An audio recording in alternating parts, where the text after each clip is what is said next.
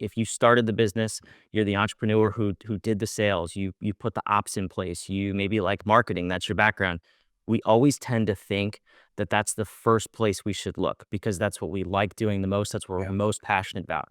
And that's what people come to us with. If they have a lead problem, for example, they'll say, "I have a lead problem.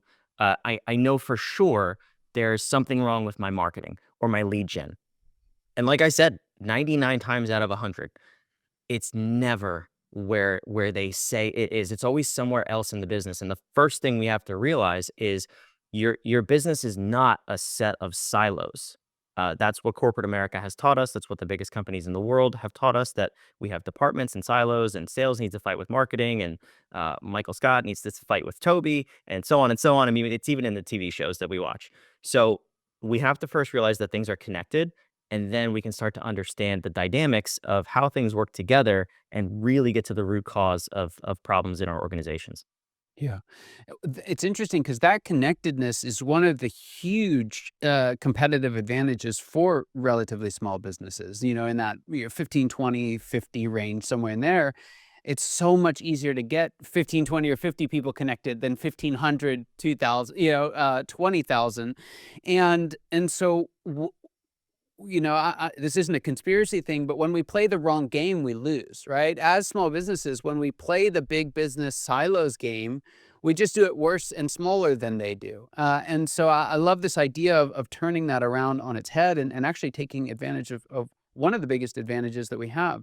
So, getting back to this diagnostic issue, why do you think it's so common for founders to misdiagnose their problem? What's getting in the way of doing that properly? It's a proper analysis of self, first and foremost, and a willingness to understand where the problems are. It's one thing to say logically on paper, my problem is in an area I didn't consider. However, as leaders, as entrepreneurs, we start to get our ego in the way, or maybe pride a little bit of vanity. You don't want your people to look down on you or think any less of you and say, "How come he didn't see that our problem was actually in the way we measure our lead gen? It wasn't actually the lead gen. Is he stupid? Is he incapable of leading?" We have all these thoughts in our heads. We have to understand first ourselves and what we're good at, what we're naturally gifted at, and then be willing to step into that role.